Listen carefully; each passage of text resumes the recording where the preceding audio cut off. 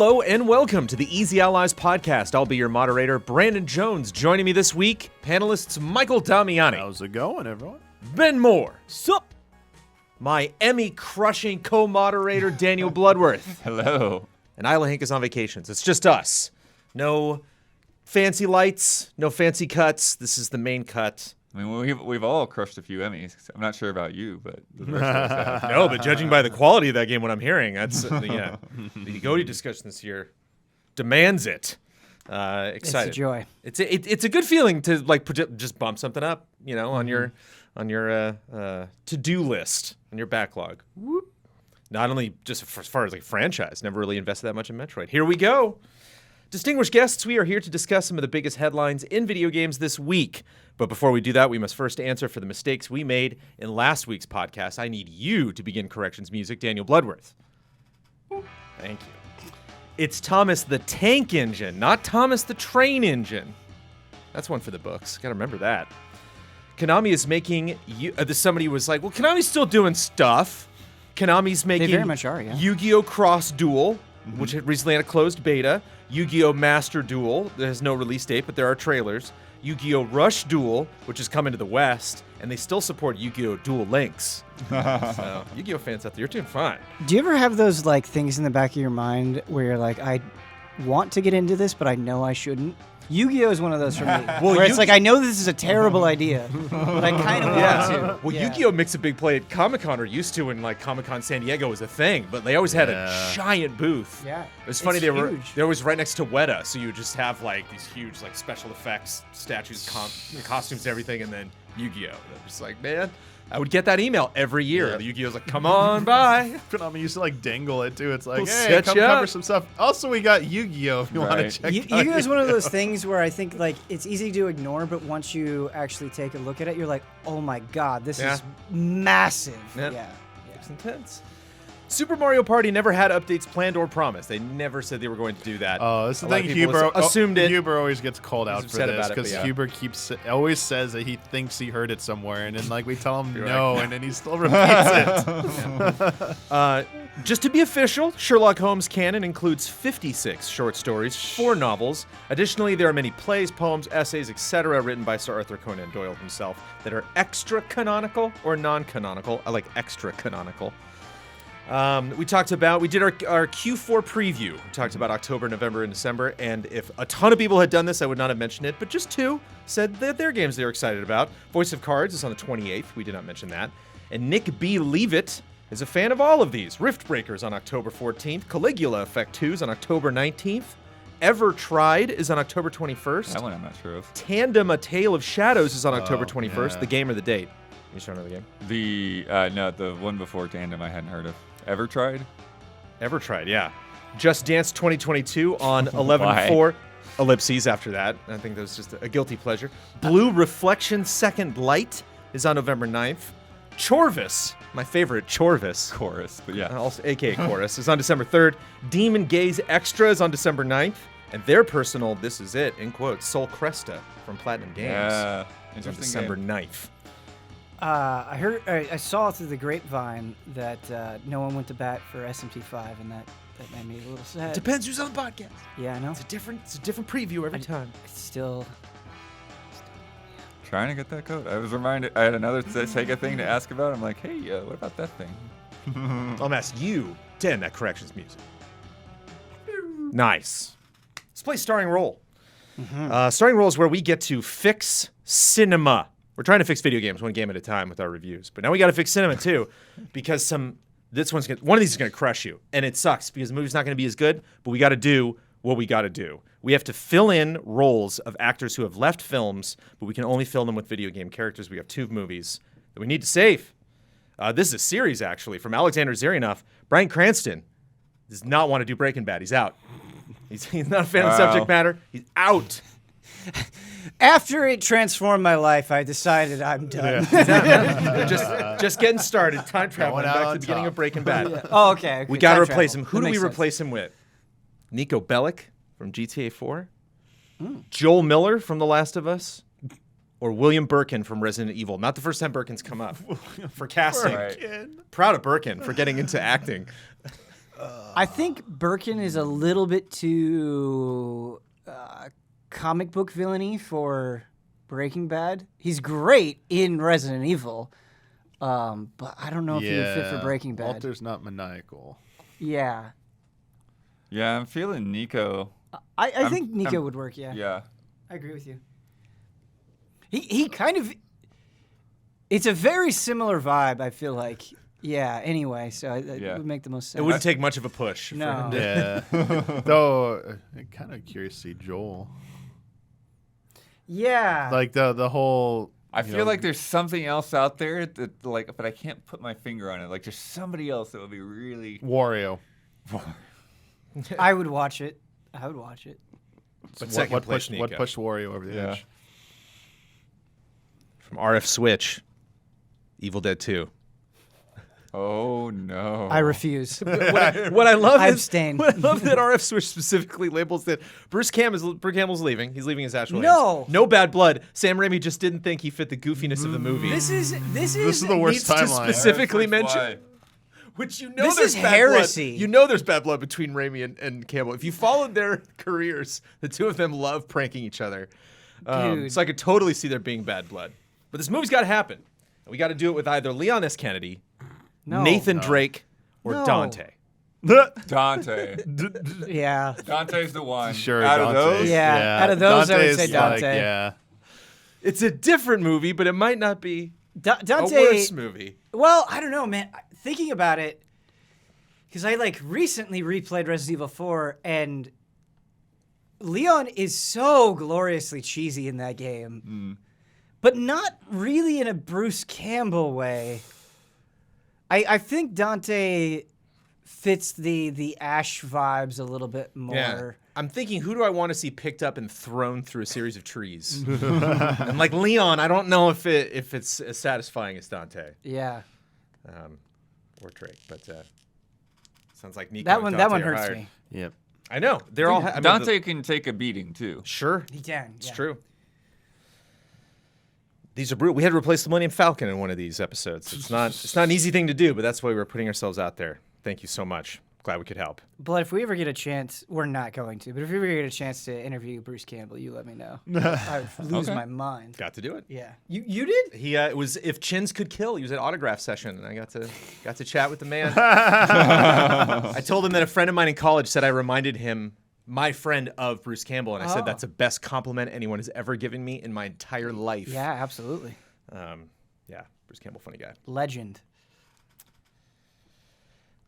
We don't talk about Call of Duty cheating here on this Easy All Eyes podcast. It is something I've seen lots of people talk about. It is something that, for as little Call of Duty as I have played, I know that obviously not only is cheating prevalent in a lot of multiplayer games, specifically PC multiplayer games, but then in Call of Duty, it is game breaking. It is, making some streamers question, do I want to play Warzone? Making some Call of Duty fans realize it's time to bounce off this and hopefully catch that beautiful 1 week period when that new mode or new game comes out and maybe, they haven't figured out how to go in there and break the game yet. And I think that's the point to emphasize is that it has been really disastrous for Warzone and incredibly prevalent in Warzone specifically, yeah.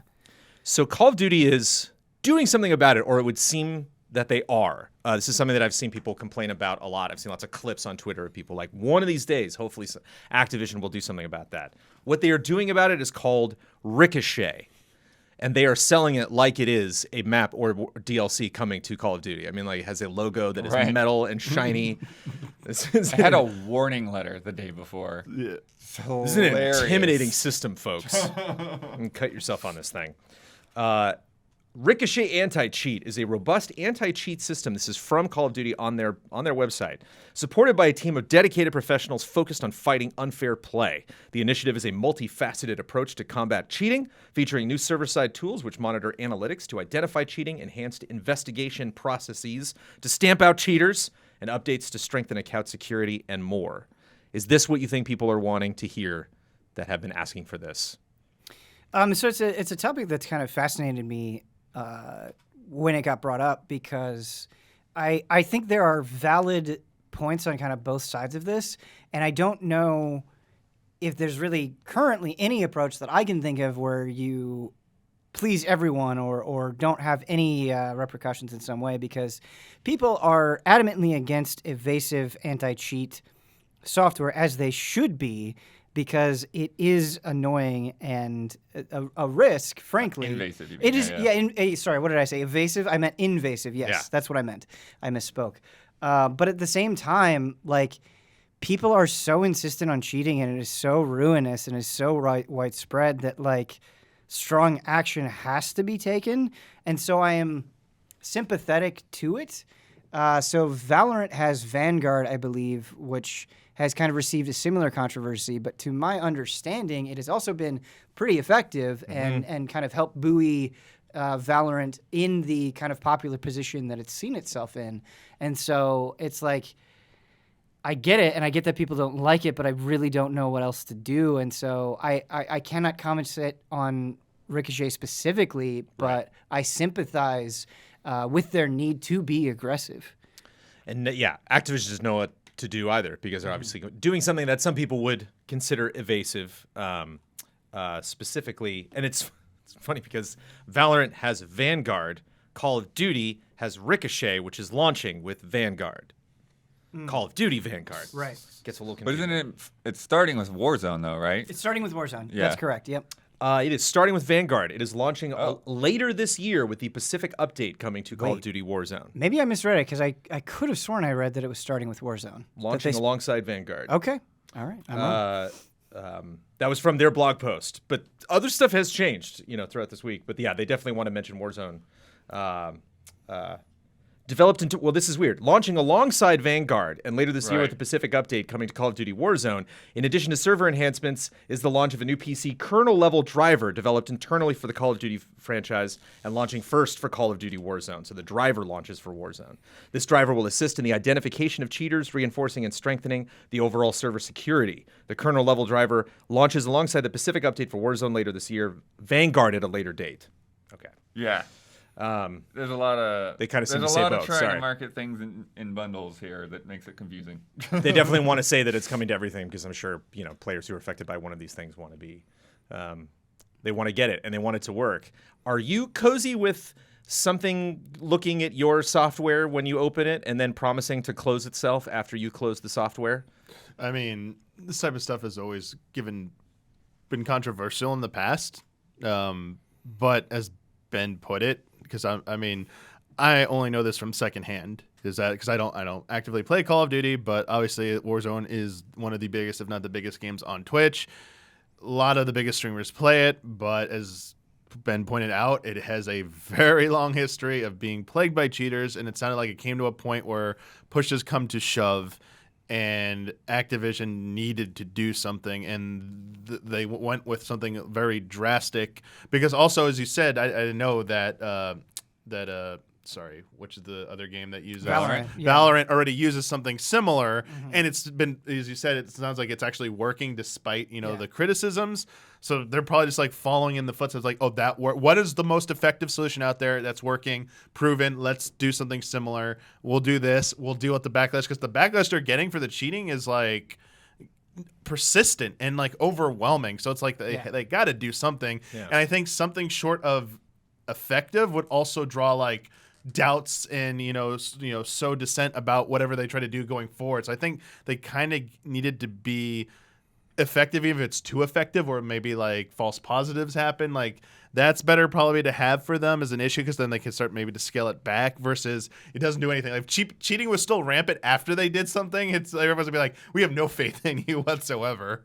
And it's interesting purely from a marketing perspective, because just recently, and correct me if I'm wrong, you had Battlefield getting out there very specifically being like, this is what we're going to do to combat cheaters. And so if Battlefield and Call of Duty are coming out within a relatively close period of time, you don't want your competition to be touting something that you don't have. And so making such a big deal about Ricochet, especially in light of how rampant it is in Warzone, I think helps you just from a perspective consideration as well. Yeah, and both games also announced new modes within minutes of each other this morning. Yeah, Call of Duty Zombies and exactly. the, Battlefield. What is it? what is it, Hard Zone or? I forget Yeah, what it's called, hard yeah. something. I'm blanking on the name. Sorry. All right, I have multiple choice right here. What is it? Hard tack, hard line, hard front. Hard floor. No, that's kidding. But I mean, this wasn't like it seems like I thought you were making a different kind of joke. Right? Yeah. No. Because Huber always goes on the champion Battlefield saying like this could be its year to like eat the most into like Call of Duty what it has done, but obviously it had that delay to November, so that slowed like put a little bit of a damper on its momentum, but it still has a lot of potential. Hazard Zone. Hazard Zone. Okay. We were way off. We were way off. Samsonite. No, we just forgot the Z. That's something. forgot the It's Z. so funny because it's something like I feel like I've had described to me multiple times within the last month, and it just vanished from my brain. I think you were making a good point, Ben, because I think they both are walking such a fine line where they're any perceived like flaw or weakness in one of them with the player base, they will go to the other one, and Activision's probably like, no, we can't chance anything. Like even if we're doing the same thing as what the competition is doing, like we'll have the same consequences then. But like we're ahead right now. Like we just want to maintain. Seems like just playing it safe to maintain, but at the same time, anything that involves like kernel level stuff, just as I said, like has a history of it could go wrong, and something could be dug. Like given Activision's current status, I would not blame a lot of people for having zero trust in that company doing something over, say, even EA. Like, oh yeah, EA Battlefield or with what Valorant's doing. Like, we trust you guys a little bit more, but Activision, man, you're in a shitty spot right now. Like, don't get out of here. Like, I'm done with Call of Duty. I'm like, it could have some back. So more yeah, backlash. so.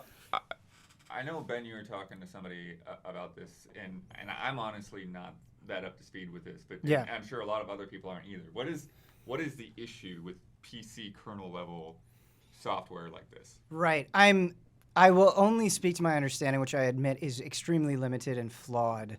And so I could definitely see appropriate corrections coming in after I say this. But when they say kernel level, it's accessing it at such a vulnerable level of your PC that if it were to be compromised, it would really, really, really screw you over. It's like it's essentially digging in so deep that if something bad were to happen, it would be really bad. I'm describing it as simply as possible, but you kind of get what I'm trying to. But do you mean bad illustrate. as in somebody spying on your computer, or bad as in your computer fails? Bad as in yes, having access to your computer. I think is maybe the best way to position it. Because it's basically spying on just Call of Duty.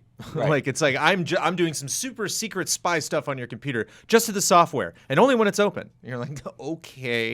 And it was funny that the blog mentioned that in paragraph form, and then later in bullet point form.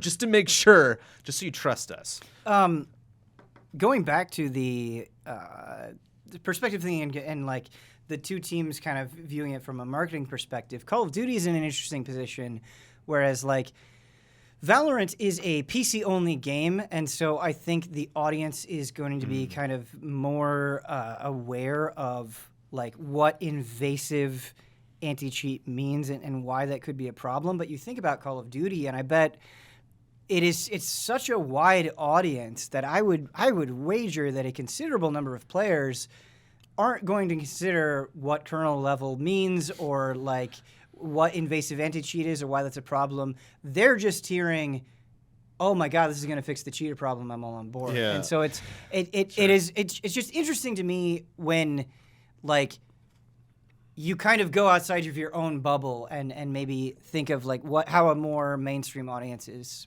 potentially perceiving this. I'm also very curious if this will have, because I'm also very limited in my knowledge about some of this stuff too, but one thing I've seen spring up in various like articles I've read like on sites is about not just like cheating with like PC tools and stuff, but like controllers you can buy with like tools in the controller which do like advanced aim assist and stuff like that. There's like a name for one of them that's very popular, and it's like almost undetectable, and unless you're like caught like on stream holding it up or something like that. And will this do something about it? Because it seems like even with something like this, people still seem to find a way when it's like a popular enough thing. So I'm curious if this would also like solve that, because it'd be nice, because it's like anything that connects to the game, even a peripheral, it will still detect that it's using something that's modified and be like, you're flagged, your account's flagged, we're going to look at this closely and be like, oh yeah, your controller was doing some shit a normal person couldn't do, so you're banned, you cheated. So why did they do this in 2021, Bloodworth?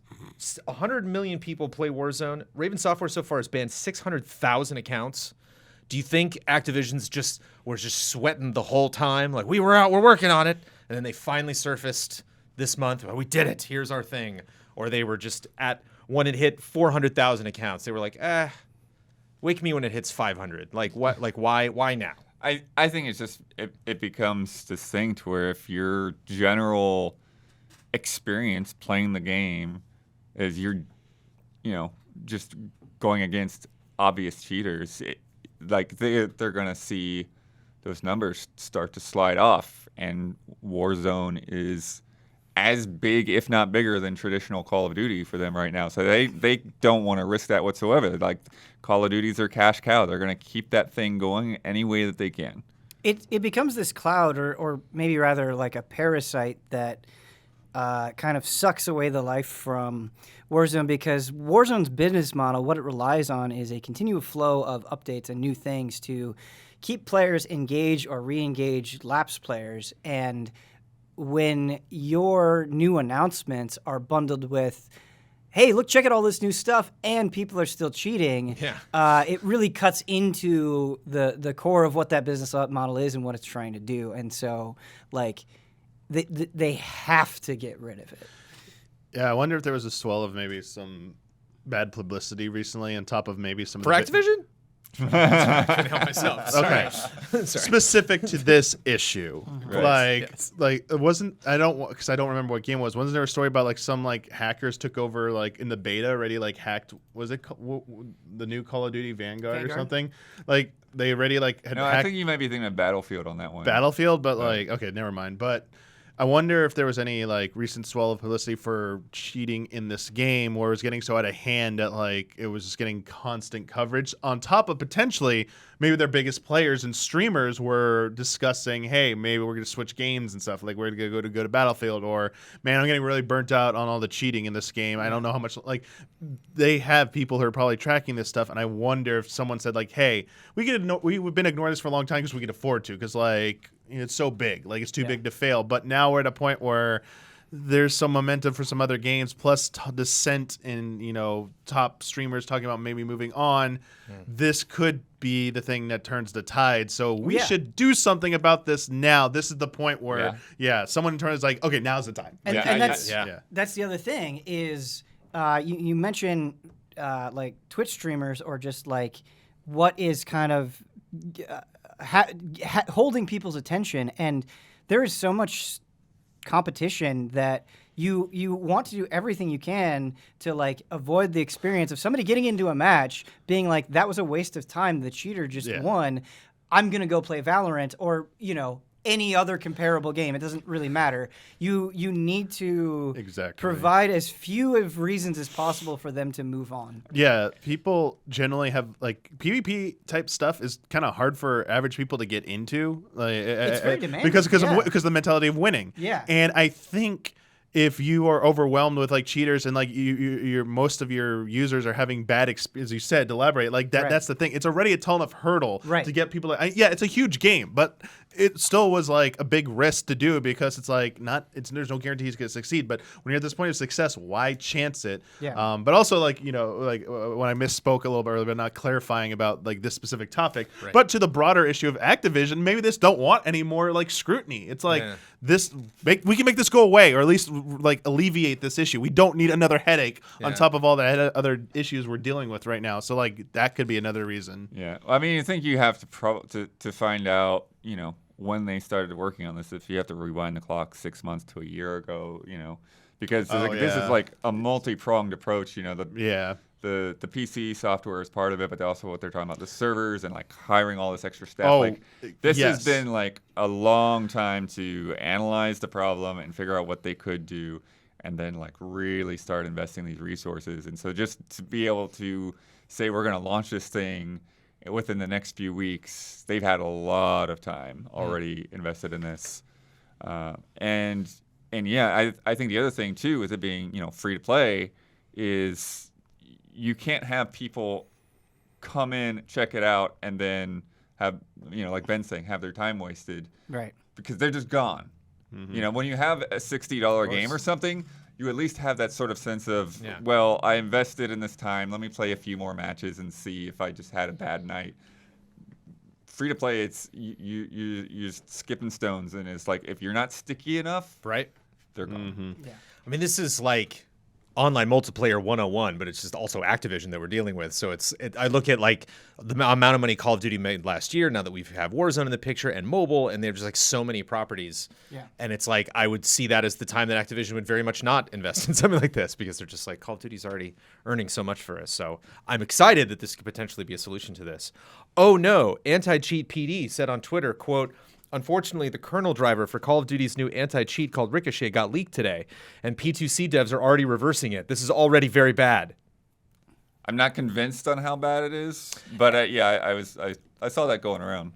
And then tweeted again later, "We talked to a reverse engineer on his thoughts on the driver, and we concluded it's nothing that special, really. They collect a lot of user information, which they did before it went kernel. Their protection to the driver's not that great, but will be reversed easily." Like, okay, this is a roller coaster ride, with this potentially being the answer for Call of Duty or not. And I'm seeing a lot of sentiment of cheaters being like, please, I'm gonna cheat in Warzone. Doesn't matter what system you can set up.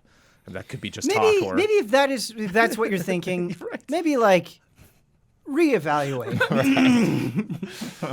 that particular satisfaction in gaming, like to be like, I want my playthrough to be as manufactured as possible. I want my gains, none of them to be earned, you know, the way the rules had been set.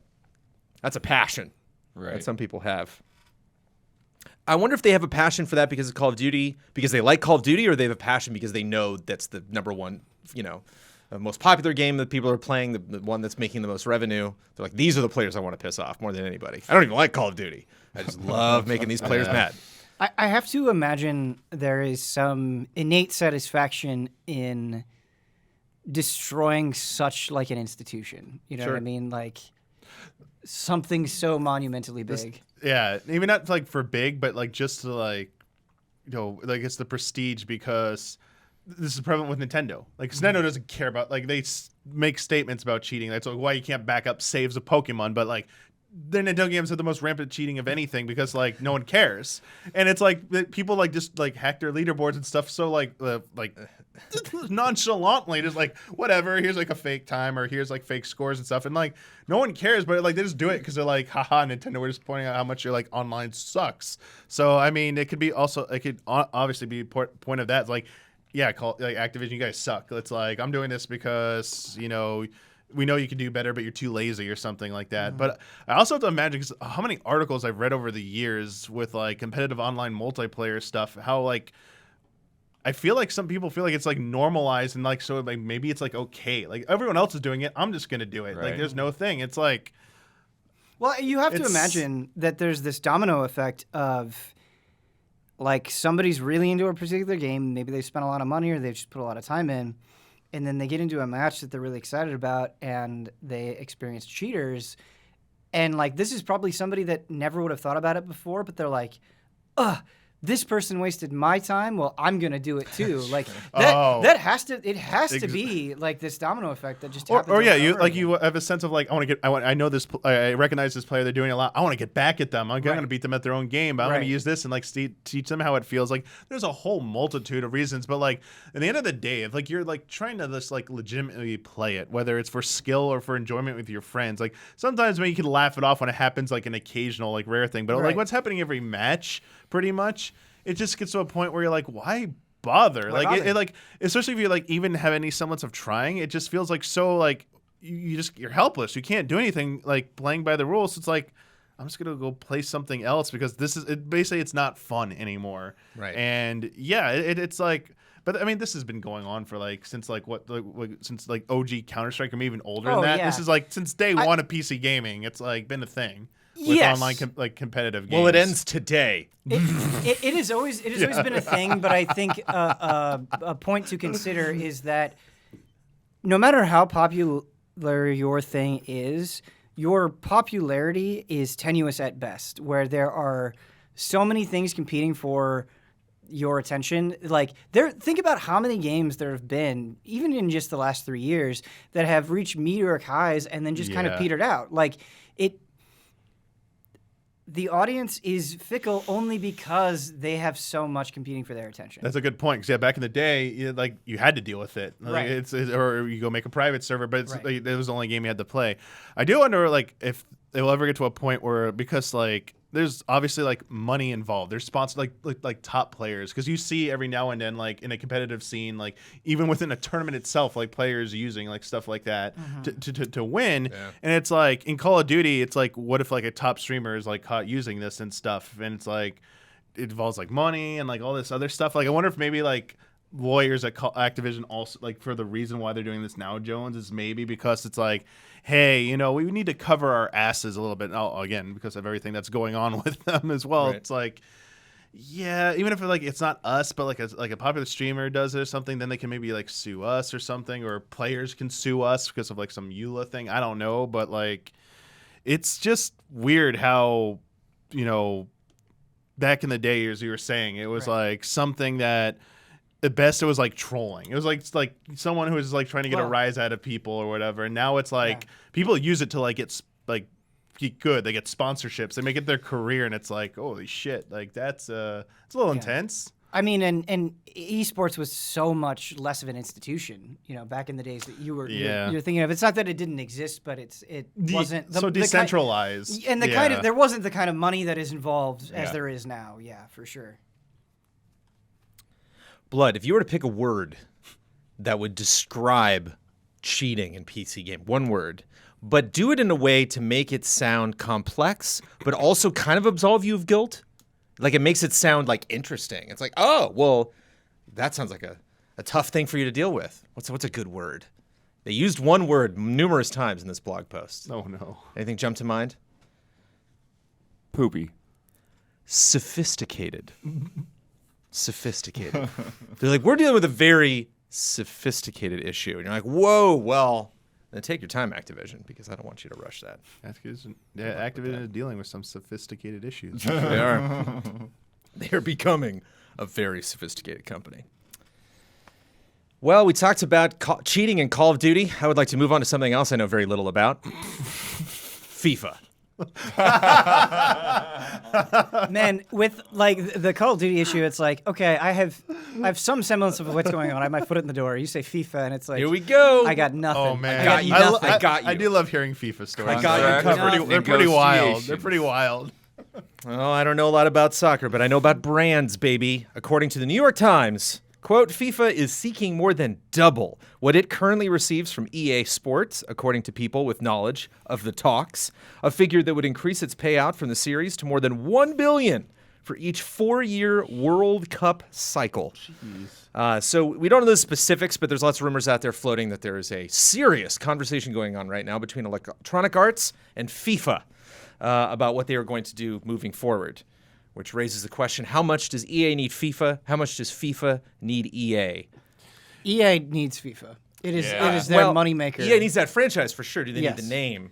Yes. It's kind of tricky. I think so. Absolutely. I feel like that's historically, with maybe one or two exceptions, sports games come down to who has the license. Without a doubt. Yeah. Cam it's Weber, one of the EA, 2K games, I think, put up a good fight at one point, and that's Cam Weber, EA Sports general manager, said, quote, our naming rights agreement with FIFA is separate from all our other official partnerships and licenses across the football world. So FIFA is just one piece of the pie. That may be the name that's on the game, but in order to get all of those teams in there, all those divisions, all those flags, all those likenesses, all that stuff. And they got another name. FIFA 22 launched on October 1st. Over 9.1 million players were checking it out in the first week. And on Monday of this week, EA trademark EA Sports FC. Football club, okay. Yeah.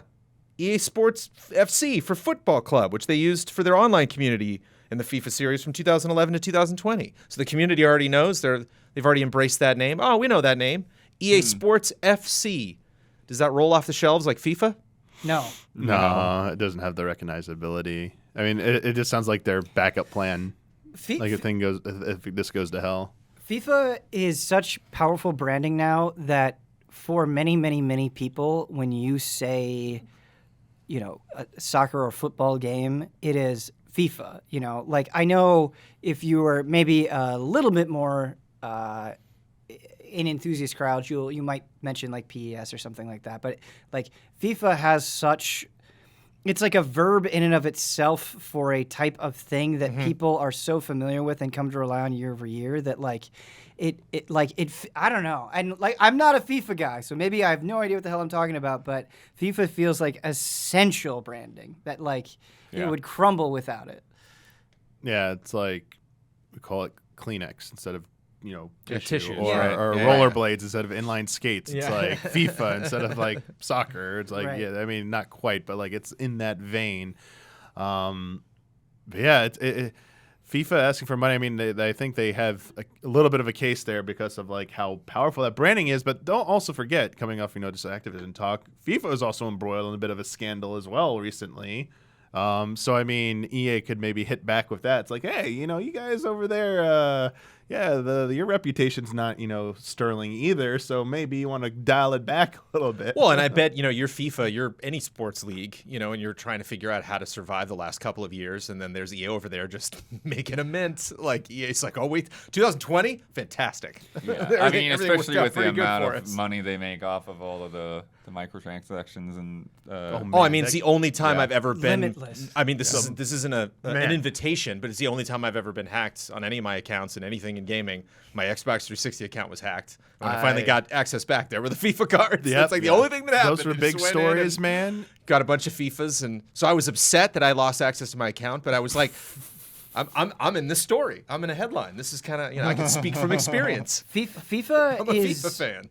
I feel like there are very, very, very few things in gaming where this is true, but like it's almost too big to fail in the same way that Call of Duty is too big to fail, where like you go online and you're like, everyone is complaining about this. Like it seems like no one is happy. They're pissed off for one reason or another. They're not happy with this year's version of the game. And then it is like the top selling game of the year, right? And so it's like there are so few precious properties where that can happen that like it is you want to keep, from a raw business perspective, like in the sleaziest way, you want to keep that running as best you can. Yeah, I mean it's just like the power. Even if you're not into the game, you can lose yourself for hours watching like reacting to people's videos of like cracking those packs and stuff and getting those things like the breaking a TV or something, like those things like go viral all the time. It's like this thing is huge, and honestly, I could see probably in this case, I would guess FIFA does have the upper hand by a lot. And if EA can't afford the price tag and doesn't want to do it, I mean, there'll be someone else who's lined up because it's like, we want in on this. Like, we'll get some developer to make this. How we just want the license. We'll get you a developer. We just want the license. If Konami got it. After all of a sudden, lose, we've whatever. covered, as we frequently do when we cover football on this show. We talked about that last week. The launch of their new service, what PES has become. Well, I'm thinking of like a Tencent or like another big gaming entity who does have the funding. Is like EA's nothing. Like we have way more money than them. Like EA's passing it up. That license, someone will grab it. I feel like EA will do like they will sacrifice any child to make it happen. I feel like or will they sacrifice children to have their own IP, to have their own? They're like, well, now we can do. We have these licenses. Whoever's thinking of that is crazy. You don't tell us how much you're worth. No. We're Electronic Arts. Yeah, the executive that has your idea, Jones at EA, is like, don't listen to them. That's not going to work. It's not going to work. They think they're a genius. Like if we owned the content, we'd get all the profits. 2K did get the PGA. So potentially, if someone's going to sweep it up, it could be them. I just feel like that's so less valuable than FIFA. Well, it's. Well, I think the name EA had going, they had Tiger Woods, right? They really. Oh yeah, PGA was always secondary. Like when they did like Triple Play, when they did the series, they do find clever ways where they do make good series names, but I think at this point like. FIFA, like they gotta go FIFA. It's like them losing. That name you gave me is not the name that's gonna be like Sports FC. No, that's not doing it. I was like, no, that's not working. College football too, making a comeback. They haven't had college football in a super long time. Right. Yeah. So there are interesting times here over at EA. It's tricky, to figure out like how much does Tiger Woods matter? How much does PGA Tour matter? How much does FIFA matter? My buddies from high school play FIFA, and they play one of my things that I respect the most about FIFA is this multiplayer mode where like every single person on the field is all a separate multiplayer character. And so they've done this for years. They have the same squad that they play with all the time. And I always ask them, I'm like, do they play anything else when you talk to them? They're like, no, they FIFA. That's it. That's like the only video game any of these people play. That's a lot of people. So I wonder, when I think about this crew, like, are they going to follow EA or are they going to follow FIFA? If Tencent picks it up and does some weird free-to-play thing? I'll probably do FIFA because, like, in your specific example, I think Tiger Woods is a bigger name than PGA. Just how it is. Tiger Woods was like the biggest thing to happen to golf for the longest time. Yeah. And that was the face of golf. It's almost like if you did like Michael Jordan instead of NBA basketball. Like people would play a series called Michael Jordan Basketball, probably over whatever you want to call it, official NBA. Whereas Madden, it's like it's same thing. Like people probably don't even know who John Madden is anymore. And they just know it's the football game. It is the football game, and you get to play it. And I don't. It's literally the football and I don't even know if game. people even associate with EA. Like the average person who plays it probably doesn't even know it's like EA. Maybe they're aware of the logo, but they're like, if went to another developer, they're like, is it still Madden? Cool, I'm getting it next year. Like I think that would be with FIFA. It's like, is that the new FIFA game? Okay, I don't care. Made it. Let's go. Let's play it and stuff. Yeah.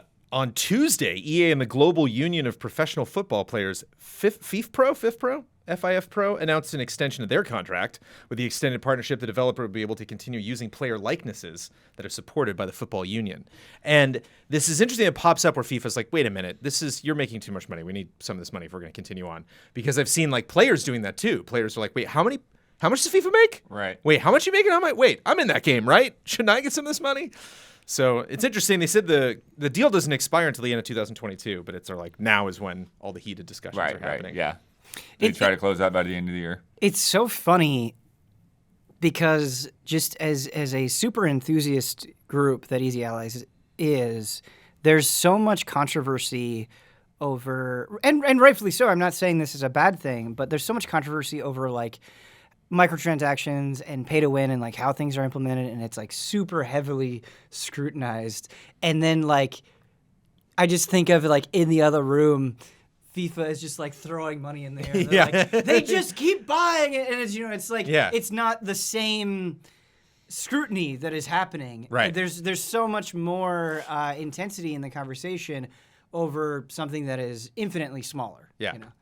Well, we talk about, MPDs, and we look back at months and quarters and figure, okay, this game sold more than this in a given year, or this developer really blew up, totally ignoring the fact that, like, Hardfire, what is that game? That weird mobile game that just, like, is the biggest game in the world. I mean, it's just like Crossfire? Crossfire. Oh, yeah, there's like it's more PC, but yeah. But there's just some League of Legends. There's just some there's some games that we just don't come into the conversation, and they are everything. They are the world. What everybody's checking out.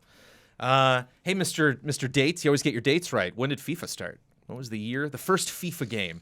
Oh, I don't know. Like I'm gonna say 90s. It was the 90s. I'm gonna say 94. Close, 93. Okay. Yeah. That's pretty good. That's really good. Yeah. FIFA International Soccer for the Sega Genesis. Jeez. Yeah, I was thinking. Yeah. I was thinking something along those lines. And just to, just for clarification, EA only said they're, quote, exploring the idea of renaming our global EA Sports football games. So maybe they won't, but we'll see. That is the third longest title partner in publisher history, behind NHL in 91 and Madden way back in 1988. Do they still make NHL games? Yeah. Oh, yeah. They do. Madden. Just thinking about Madden, you excited? No, I mean, daydreaming about Madden. I was going to move on with this podcast. No, you just seem like a like, swell of love for Madden. Just the wonder, like you were saying, like these establishments have been around for so long. I'm like wondering when will be the year that Madden fails. Like it has to happen at some point. It's like will it be like the year 3000 or is it like 10 years from now? Like the post-apocalypse happens, but there's still somehow the yearly Madden game. Like society has crumbled. Yeah. It becomes like a national holiday or something. It's like that would be. We remember Madden. Like it becomes a new form of currency. Like if you want to trade, you I'll give you 3 discs of Madden 2021 for your shotgun shells. Oh my! That'd be such a spectacular hidden joke in some post-apocalyptic movie where you see all the dates of all the games, just like, and that was the year everything fell. Like how there's PS3s in Last of Us, Yeah. Just like, but Madden continued to sell. The new Madden on sale right now. And now, a word from our sponsors. What would you do if you didn't have high-interest loans or credit card debt? With Upstart, you can pay off your existing debt quickly and easily and start living your life. If you're carrying a credit card balance month after month, it can feel like you're in a never-ending cycle of debt with no end in sight. Upstart can help you make that final payment so you can get ahead. If you dread looking at your credit card statements, you're not alone. The weight of debt can be crippling, but Upstart can help you on your path to financial freedom. Upstart is the fast and easy way to pay off your debt with a personal loan all online. Whether it's paying off credit cards, consolidating high-interest debt, or funding personal expenses, over 1 million people have used Upstart to get one fixed monthly payment with a clear payoff date. Rather than looking at a credit score, Upstart considers other factors like your income, current employment, and credit history to find you a smarter rate for your loan. You can check your rate without impacting your credit score in minutes. I have done so. 'Tis true for loans between $1,000 to $50,000. You can even receive funds as fast as 1 business day after accepting your loan.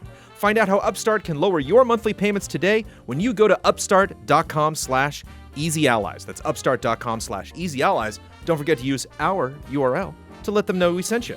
Loan amounts will be determined based on your credit, income, and certain other information provided in your loan application, which again, I have done, and it is quick. Upstart.com/easyallies. Going online without ExpressVPN is like leaving your kids with the nearest stranger while using the restroom. Which I know they want to sound like scary, but like I don't know. Depends on where I am. You know? Right. Depends on what setting I'm with. I mean, can you just please, just for a second? Most of the time, it'll probably be fine, but you never really know who you're trusting. What if they're a kidnapper or serial killer? Every time you connect to an unencrypted network in cafes, hotels, airports, etc., your online data is not secured. Any hacker on the same network can gain access to and steal your personal data, passwords, financial details, etc. Doesn't take much technical knowledge to hack someone. Just some cheap hardware is needed. A smart 12-year-old could do it. Or somebody playing Call of Duty. Your data is valuable. Hackers can make up to $1,000 per person selling personal info on the dark web. Why use ExpressVPN? It creates a secure encrypted tunnel between your device and the internet. Hackers can't steal your sensitive data. It'd take a hacker with a supercomputer over 1 billion years to get past ExpressVPN's encryption. Again, not a challenge. Fire up the app and click one button to get protected. Phones, laptops, tablets, and more so you can stay secure on the go. Secure your online data today by visiting expressvpn.com/allies. That's expressvpn.com/allies, and you can get an extra 3 months free. expressvpn.com/allies. And if you are a patron of Easy Allies, thank you. One of my trusted cameras. Always looking at that camera. Like a sucker. I was just going to bring the System Shock live action series, which I'm excited about because I'm a System Shock fan. Yeah? All those BioShock fans over there, and I'm in the corner like, System Shock. But we got a bunch of things that are like being optioned, some things, companies that are potentially just gobbling up more things. Video game properties are so popular now. Not only are they being announced that we're, getting more TV shows and stuff like that. A lot of these are just being optioned, which means they're just like, we're going to take a look. We get first look. Meaning if anybody wants in on that, we get our first pick. We're not even sure if we like it yet, which is crazy. We're throwing money at you. We don't even know what we're buying. Binge and Night Dive Studios is working on this System Shock live action series, which hopefully will take place on Citadel Station. Your Mass Effect experience crept in there. Nice, yes. It's called Citadel Station, but yeah, I definitely got Citadel in the brain. Binge's streaming service will launch in 2022. Binge. Is Binge a name? Did you know they had there's a streaming service called Binge? I feel like there's something called Binge that already existed. You know what? Bing, Recycled. maybe we were thinking of? No, I know. If there's one thing the world needs, it is another streaming service. We are in perfect. Yes, just I got $9.99. I'm looking to burn on something per month. Please, somebody, please give me a month free and then start charging me. Do you know what Binge is also adapting? Do you know what they also got? Driver. wow. Yeah. Boy, they're picking the oldies. Yeah. Wow. I love Driver. I don't know if I would love a Driver TV show. It sounds like this Binge guy is like really familiar with System Shock, though. Right? System Shock, I could dig into. Any System Shock fans? But I'm saying like the guy that's like I've on their only side of lightly things. dabbled in System Shock. Does it 2, require I a think. budget, a big budget to realize it? You Do you think this service will have that budget? you could pull this off. You think of like remember Cube. You know, like there's some horror films that like like the point of it is they intentionally have a very small budget, very like repetitive set. Yeah. You know, they're doing a lot with lighting, they're doing a lot with forced perspective and stuff. You could potentially pull it off. It's like a Star Trek: The Next Generation just had a hallway, but like they made it work. You know, like what if we shoot it from the other direction? I think you can maybe do that. That's what Lower Decks was supposed to be, just a hallway. Right. Lower I feel like Deck. a lot of the best horror is super low budget. Yeah. Just super low light. Just basically System Shock is obviously very alien. You know, you're waking up on a ship and everything's going wrong, but like so many things are going wrong. The ship hates you. There's zombies roaming around screaming at you. Yeah. There's robots you got to fight. But just a very fun mood. And again, you know, the shock in that is, you know, carried over into the BioShock series, which made a lot more money, but an interesting dig. What do you think? A lot more success. The fact that it's a series is kind of crazy, right? Like it's not just a one-off movie. Correct. It is produced by Alan Unger, who directed and co-wrote that Uncharted fan film. Remember that? Oh yeah. Nope. Yeah. Actually had Nathan Did I Fillion. see it? Yeah, Nathan Fillion was didn't jumping see around it. a house, beating people up. Night Dive Studios' Stephen Kick and Larry Cooperman will serve as executive producers. Is this like the best time ever to like option your properties for video game to try to get something made, or is it just like has the bubble already burst and nobody has seen it yet, or like it's out of control? It hasn't burst yet. No. I feel like we're finally hitting the point. Yeah. Like within culture where video game adaptations, whether it be television shows or movies, are actually significantly breaking through, and it's like that break is only going to get bigger and bigger and bigger and bigger. I think we've finally pierced it in a way that we have struggled for a long time. And then these streaming services are falling over each other trying to bid on all Yeah. these properties. So, I mean, yes, it's like, hey, System Shock, sure. Yeah. Dude, there's going to be like some high budget Jelly Boy movie. That's Yes. So Unger is the producer and chief content officer for Binge.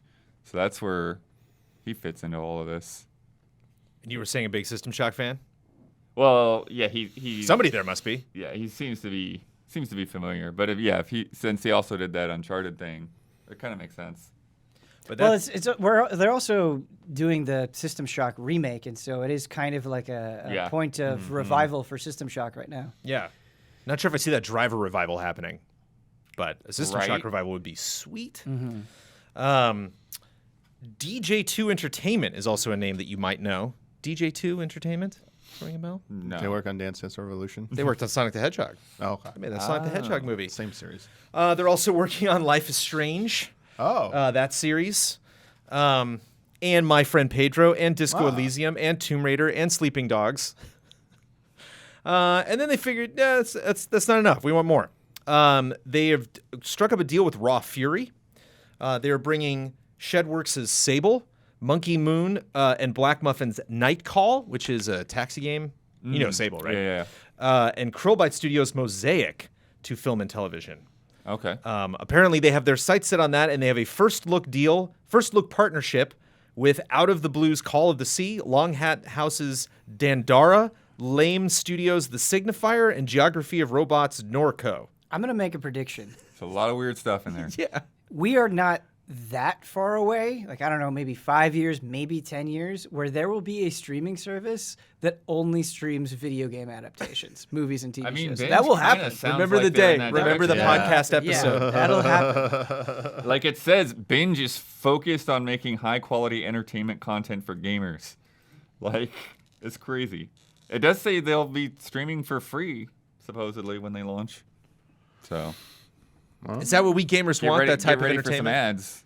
Do we play video games to immediately then go to entertainment to experience more video game stories? Or do we want... It can be valuable to have a different perspective on something that you love, right? And so, like, I'm not going to hold it up as a great piece of cinema or anything, but I had a good time at the Sonic the Hedgehog movie. I had a good time at Detective Pikachu. Sometimes it's nice to just have fun with things that you either currently care about or have cared about, and I don't think there's anything wrong with that. What about like an MCU world where there's literally a video game film in theaters every week? Like, just there's never not something in theaters right now that you could potentially go see. Yeah. It's too much. Maybe. I mean, Marvel and comics could be where they are now, like video games are like I think historically have been in a much a place of probably more like prestige, I would say potentially. Like they definitely, I think, achieve faster like widespread like cultural phenomena than comics. I mean, not to just comics have a long, rich history, and like not to like knock them at all. I just think video games got there a little bit faster. And so, yeah, I would not be surprised that someday, like, one of the biggest movies of the year, I mean, that's kind of happened. Sonic was already kind of like that, and there's been a few, like, near things, but, like, not just, like, the biggest movie of the year, but, like, something that becomes a massive franchise. Absolutely. That, like, is a tentpole event is based on a video game. That's going to happen. I mean, I kind of feel like, maybe not to those heights, but I do feel like Resident Evil movies kind of hit that in a way. They're like they were successful. They were successful. They kept bringing them out. They didn't really have to have anything to do with the game releases. Yeah, it was its own snowball, basically. That Mario movie is going to make all of the money. I mean, it's not. It really isn't that hard. If you want to be deeply cynical, it is not that hard to imagine this hypothetical future where the only thing in theaters are superhero movies and video game movies. You can picture it. Yeah. Well, I can see you have something like Tomb Raider, where then you make a movie that kind of looks like the game that's coming out, and like that makes sense to me. I even think like some stuffy Hollywood executive would be like, Lara Croft, that sounds familiar, But going in and picking up things like Call of the Sea and Dandara and the Signifier, like I wonder what is what's happening. I wonder what's happening. I wonder what like that one out of all of these properties, Raw Fury specifically too. I just had a thought. So Squid Game, right? Blowing the fuck up, like breaking records. People are it's GTA crazy 5 huge. mods with like the machine gun girl and everything. I wonder if like people are sitting there twirling their mustaches and being like, what if we did like a live action Danganronpa to capitalize on Squid Game potential or something like that? Sure. Or if they're going to take these trends and see if they can like force a video game in that direction. I don't know.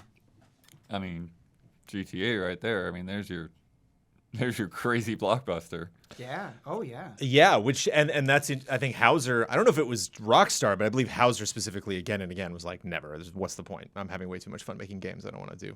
He said that would be a waste of time for me to have to bother with some studio for me to have to like answer their questions and deal. No, I'm gonna go make my own thing. But he's out. So it'd be interesting to see if that's something that the Rockstar needs to win. They need to make some money at that company, I tell you. But yeah, it just I feel bad because you said that binge is in their mission statement, and like I don't want the bubble to burst on these people and have them be like, oh, I don't think the bubble is going to burst. But at the same time, like the properties they're going after, they're really interesting. Sable, what interesting. Is that the perfect thing to be animated, or is that taking away from what the game is? I don't know. I wonder if like at film festivals, there's like disgruntled filmmakers just sitting around smoking and drinking. Just like, I don't know what to do. Like, make a game, I guess. I guess that's what you do now. You make a video game and then they call you. To be a filmmaker, do you not have to be disgruntled? Is that not a Yes. prerequisite? Yes. That's true. But it's been a long time since I graduated from film school. I'm going to do my best to catch up with everything that has been happening. It used to be I could just talk about Google and Apple and Epic. That was it. I could just talk about these weird companies making stupid decisions, and then we'll see what happens with lawyers. Now the organizations are getting in trouble, and now companies are going after each other, but I digress. Let's start with Google. First, did anyone in this table know that this whole plot that Epic has been doing this entire time, where they completely knew that Apple and Google, that they were going to go against their policies and then we're going to sue them and start this entire case? This whole thing is called Project Liberty. This sounds like something people with too much money and power would. That does not surprise me. Like. It's like what it's not called. Gonna say it. I never heard those words put For together. some reason, I'm reading today. articles say I felt like I'm taking crazy pills. Where it's just everyone's like, well, blah, blah, blah, Project Liberty. I'm like, Project what? I guess that's like what it's been called internally, or like that's what people call it now. Hey, that's the like whole thing. You're way too self-important at this Yes, point. the- Come that- on. That's what it. Yes, it was way Throwing too the self- hammer, black and white banana commercials, the trailers that they released, all that stuff. Free It's just, like, Fortnite, it's all extra Project Liberty. infuriating how much people are suffering in so many different ways in this current year, and they're like, "This is our we liberty go. fight." Here we go. It's like, Yeah. Good God. I'm getting 2 timestamps out of it on this week's podcast. Here we go. Well, Google's doing something Apple didn't do. Google's suing them. Google's countersuing. Filed on October 11th, Google is now using the Apple playbook against Epic. And I want to bring this up with you because you've worked on Minigame Champions. So you know that That's rough. the second person that goes always has an advantage. So Google is now going into this, following everything that Apple has done, learning from their mistakes. Quote, on August 13th, 2020, Epic breached the Google Play developer distribution agreement between Epic and Google, dated June 12th, 2020, by allowing Fortnite users who download the app through Google Play to use Epic's own payment processing tool instead of Google Play billing, which Epic knew they were going to do, but Google's calling them out for it. Google further says that Fortnite transactions processed through Epic's own payment processing tool, Google has paid nothing for its intellectual property or app distribution. This is so pointed. I love it.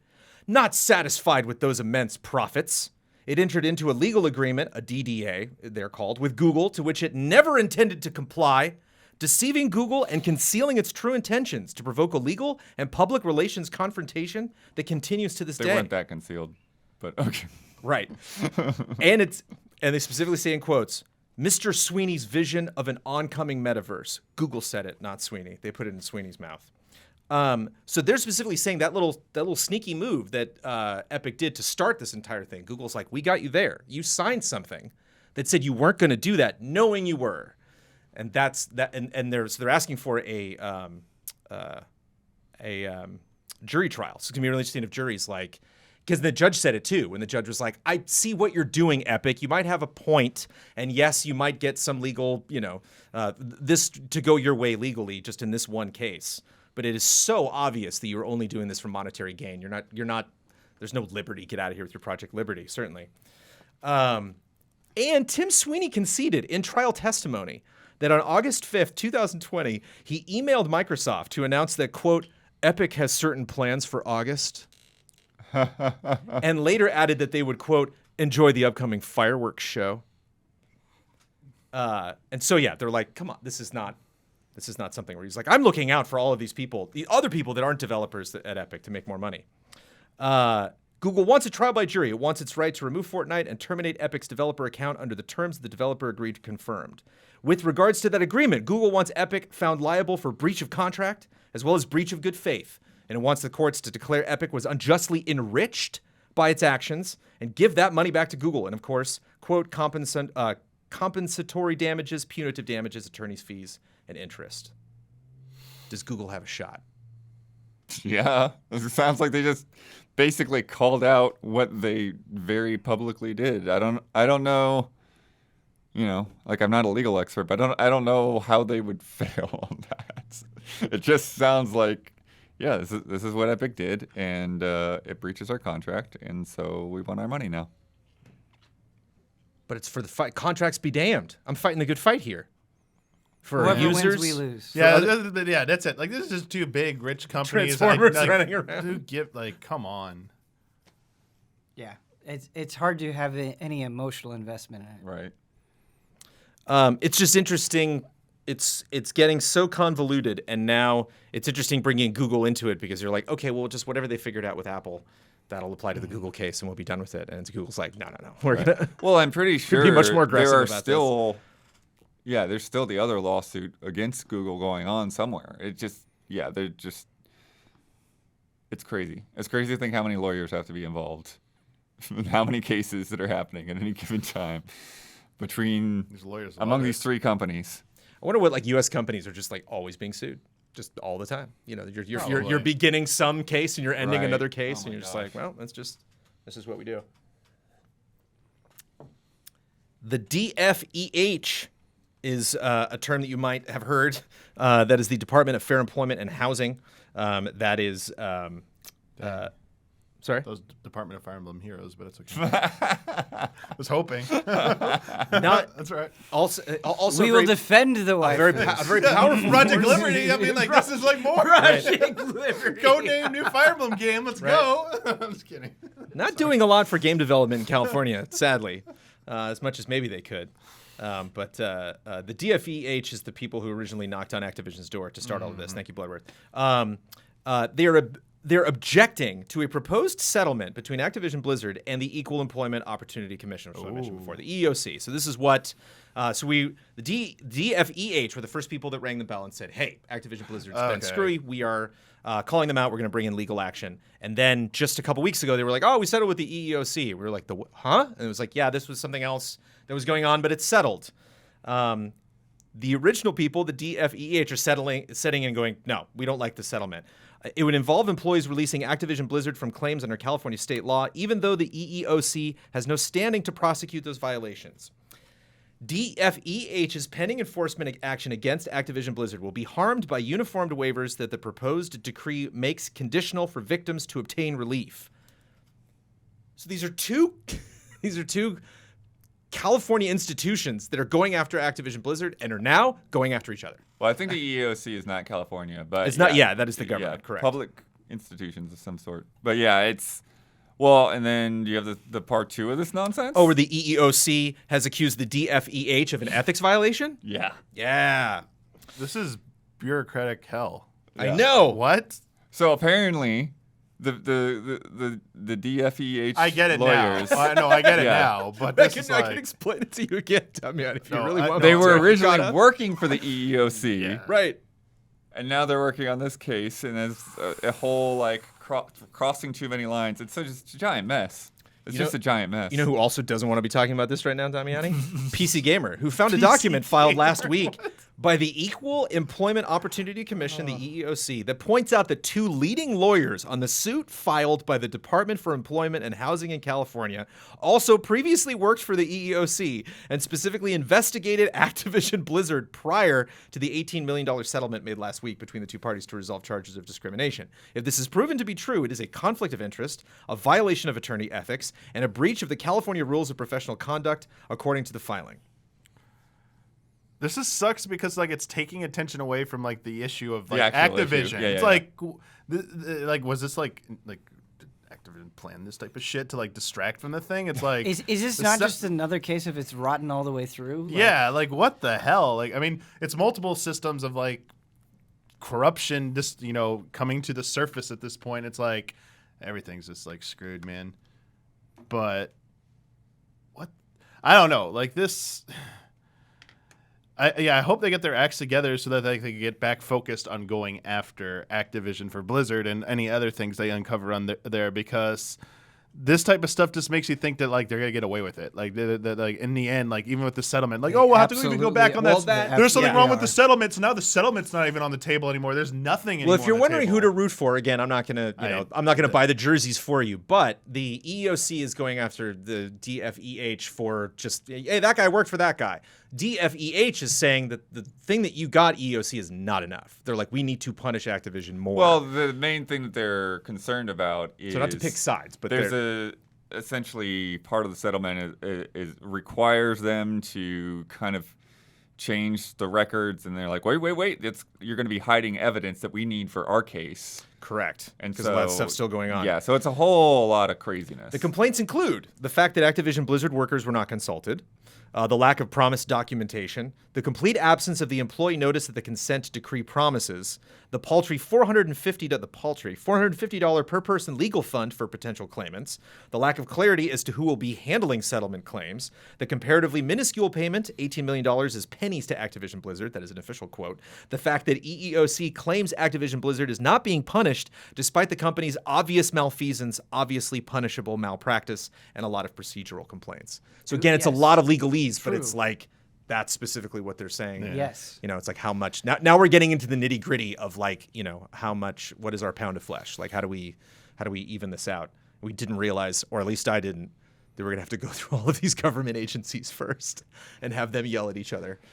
Yeah, it's like the movies when like the police show up and do something, and then the FBI shows up later and they're like, "We're taking over the investigation here." I like in the movies when they can tell before they get out of the car. They just see the cars driving up, and oh man, it's like DFEH was like, "Oh no, it's the OCC shit." Guess we'll get back to Fire Emblem. Yeah. That's what they're playing in their cars. And they'll play Fire Emblem. My character's level 90. Back down. Whoa. They you brought got ranged units. Okay. You play that new EA FC game? All right. Also this week, Rockstar officially announced the GTA Trilogy Definitive Edition, or whatever it's called. Yeah, how we was knew that they were going to trailer? make this. Yeah. The trailer was awesome, wasn't it? Oh yeah, that funny. gameplay they showed. Woof. It's funny how stuff. much less of an impact the official announcement had than the leak.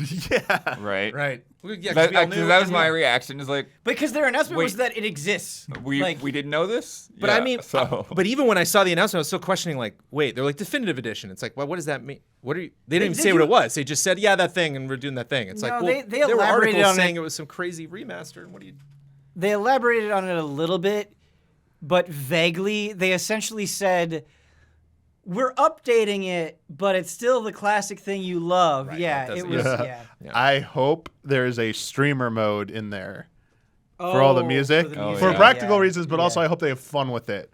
Where they Right. put on some like really crazy library music just to like poke fun at the situation. Final Fantasy XIV has surpassed 24 million players. Yeah. It Yeah. is Well the deserved. most profitable Final Fantasy game. Well, accounts, I would guess, and that includes free trials. Of course. Yeah. I mean, and WoW players were the same thing when they kept touting, how many players they had over the years. You were like, well, yeah, people that forgot that they have WoW accounts, like, Didn't Square say that like in the future they will spare no expense when it Yep. comes to 14? Oh, as boy. well? Yeah. so. I was there. for Your game this. made it big. I was literally there for this. If you have a PlayStation Network ID, apparently you can apply for a chance to buy a PlayStation 5 from Sony. That's cool. Only took they've a been year or so. How long doing they've been doing stuff like this throughout the year. I haven't kept up on the process, but yeah, they've been doing like weird little cues and stuff like that. I think this is a more permanent the PS thing. Direct things or something different. I don't Like know the one where Wario specifics. tweets out like the if Yeah, you yeah. get the invite. So you is can this go do this is different I don't somehow? know. Like, is this? I thought this was like you just on your PlayStation just hit a button. I'm interested in a Yeah. PS4. Like, I'd like a PS5. We'll notify you at some point. It seems to be not just like a thing where, some special event we're doing right now, but this is kind of like, will be Sony's process moving forward, which there is no perfect way to get a PlayStation 5. You can now buy experience boosters in Avengers, which they said we were not going to do. And they coincided that perfectly with their big Game Pass rush being on Xbox now. And so, Yeah. Boy, Avengers seems to be a series of good decisions. yeah, just one after the other. Good decisions made at good times. Toshihiro Nagoshi announced his departure from Sega, which was rumored, but is now official. Yeah, Damn. it's pretty nuts. I mean, obviously the series is in good hands regardless, but he's been there a long time. Yeah. Been there a very, very long time. Essential figure. I don't think because the message we saw was from the studio. He wasn't the only one. I forget the name of the other guy. Correct. There's another one of the leaders. But as far as I know, have they confirmed what they're doing? And they just said we're going off to. We heard the rumors about them getting headhunted. Daisuke But, Sato yeah, is leaving the studio as well. but I don't know if they've confirmed what they're actually doing. I have not seen any specifics yet worth reporting. I mean, on that's my pretty end. common though. It was where there NetEase, is- right? That was who was. There is a space headhunting. between a departure and an announcement of a Yeah. Right. new thing. So MOBA Network bought Reset Era for 4.5 mil. Didn't know that's what Reset Era was worth. Don't know what MOBA Network's going to do with it. We will see. Riot Games disabled League of Legends all chat. Yeah. Gone. Get rid of toxic chat. Right. Yeah. Cheaters and toxic gamers. Solutions we are looking for, and that's we'll see if that works for Riot Games. IO Interactive. Sorry. it's just so sad when like truly the only effective way of combating this stuff is just getting rid of it. Like just everybody be quiet. You won't stop, so you can't talk. Yeah. Like IO Interactive made 78 mil in their last fiscal year, 136% increase in the previous year. Good for them.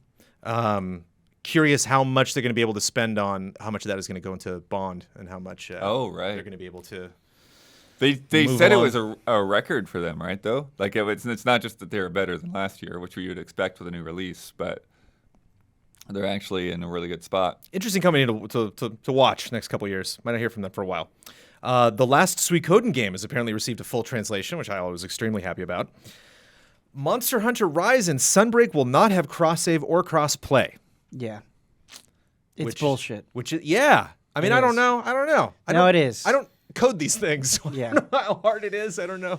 But they really were just like, yeah, we looked into it, but no. It was a meager explanation, to say Yeah. the least. Because it was just a tweet, right? Yeah. They haven't They're even just like, been elaborating on that. We hear you guys, but not this time. Annapurna and Heart Machine Solar Ash, which we just talked about in our Q4 preview, was delayed to December 2nd. Yeah. That was your pick, so Yeah. you but busy not December that 2nd? far How's it off. look? So it's still in Q4, so Yeah. it still qualifies. Still applies. Fallout 3 Goaty Edition no longer installs Game for Windows Live dependencies. Which, wow, yeah, that was a history lesson. I went back and read up on that as somebody who just does not have a live experience with Fallout. I did not know. Windows. I did not know. I knew about Games for Windows Live. I remember all of that. I did not know Fallout 3 I was had- kind of Such a horror. in the I eye had of that the storm. physical version of Fallout 3 on PC that had games for Windows Live. Yeah. MiHoYo attempted a crossover event with Elon Musk for Genshin Impact, and the fans were like, no. Yeah, no. They had some weird, like, social media name takeover where, like, the name of their account was taken over, and they were like, if we get this many likes or follows or something, we'll change the name back. And there's a gal named Ella Musk in the game Oh, no. that like is also like into like Oh. tech and stuff. And they were like, "Hey, it's his long and fans were like, "Don't say it. Don't say it." No. And they were like, "Yeah, they're kind of related and maybe she can help Elon Musk." It was Did you ever- they just threw all of it in the trash. They were like, "Just forget we brought up Okay, any maybe of right. that." Someone finally made a smart call. Yeah. Do you ever just hear like kind of irrelevant, dumb stories that make you generally depressed about the state of the world? Every week. Yeah. I hope someone options this for a movie. Speaking of trying something and maybe thinking about doing it later, Ghost Recon Frontline's planned closed beta is being pushed back. And no reasoning. They were just like, yeah, that thing we were gonna do that everyone hates. We're not gonna do that now. Maybe we'll bring it back later when all of you have calmed down. I just like had space. Like I was just on Twitch and I'm like, oh, the Ghost Recon event is happening. I'll tune in. And I was there when they announced it, and it was just like, really? Come on, man. Epic Games acknowledged their imposter mode was inspired by Among Us. Oh, really? And that has gone and gone even further that they're now teasing maybe they're going to collaborate on something. Yeah. Which that does make me happy. That like I hope that was the Among Us team. I hope they called. They were like, hey, got on the phone. It's clear what needs to happen. Barry Mode's world record speedrun of Spelunky that held for 8 years apparently is illegitimate. They confessed. And a remake of Joe and Mac was announced, 2022. Joe and Mac, the cavemen return. Was their last game back then? Have they had anything in the time since? There is a sequel for sure, but yeah, I don't know that there's been anything. Joe and Mac's going to become a big movie. Either that or just caveman platformers I want to take off. in a yeah. big Joe way. and Mac's going to be a big one. Cool. Calling it now. Let's play a game. I know there's less impact when the lights don't go. The music's playing and I'm digging it. The classiest hobo gave is us this one. Is this Love and Respect? It No, used to be in Love Respect. We just play games on our own now. Oh, Yeah. okay. All right. I'm not caught up. Love and Respect is for lore. serious discussions. Okay. All right. We're playing a game now. Okay. Name that Mario Party minigame challenge No. part 2. I'm not gonna. Not know these. again. You used one. You remember it, do yeah, we you? did the first one. We used part 1 of this game way back when Super Mario Party came out in October of 2018. Remember 2018? Nope. In honor of the upcoming Mario Party Superstars, I created a bunch of new questions. I took one mini game from each mainline Mario Party and created a quiz. I provided a description of the game and 3 options, so it's multiple choice. Okay, that for what is each game is named. necessary. Yes. Okay. Okay. From the first Mario Party, 4 players work together to keep a key away from the Koopas. Yes. One player holds the key and the other player runs defense. Is it A, hide the key, B, key party, or C, keep away? Oh, Keep away. keep away. Yeah, that's my First, answer. I'll go with the first one. Keep away.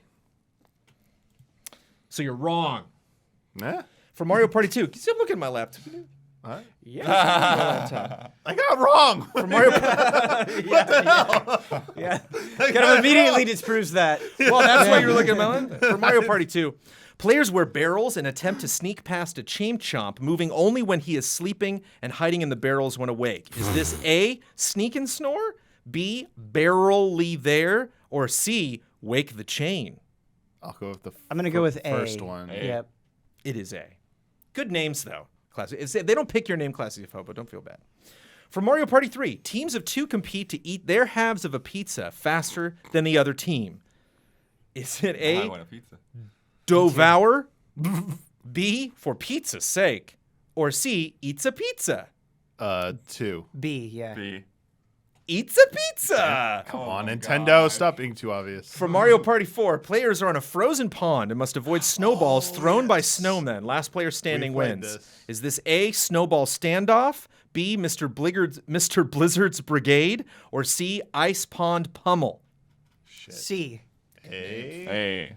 You're all wrong. Mr. Blizzard's brigade. Oh, Wow. don't know the name, but we've definitely played it. It was fun. For Mario Party 5, teams of 2 jump alternatively on platforms and operate can openers. The first team to open their can wins. Is this A, Can-Do Spirit, B, Mario Can, or C, Canned Goods? Canned goods? B. A. Damiani got it. Mario Can. Wow. I'm going now. I'm going by Nintendo logic. Saucy. We got a lot more. Mario Party 6. Players ride snowboards and attempt to complete their most midair spins by hitting buttons in a specific order. A, Snow World, B, Slick Tricks, or C, Slide and Spin? B. B? B or C? B. A, Snow World. No. World as in a World? whirl. You're Oh my whirling God. around. Whirl. I thought it was World. Sorry. Oh. Yeah. Oh, wait. Does that change things? Explain that. Changes Yeah, things. I know, Okay. right? The whole All right. thing is rigged. Okay. I'll spell these for you. Okay. From Mario Party 7. Pink boos land on numbers displayed on Pink screen. booze? What are you drinking, Jones? What's in that cup? Pink booze. You got pink booze? We got pink booze. They land on numbers displayed on screen. Mathematician water. Players must speak into the mic saying the number. Is this A, Calcu Creeper, B, Spooky Speech, or C, Mathemortician? B. Mathemortician. What was A again? Calcu Creeper. I'll go with A. A? Mathemortician. C. Dang.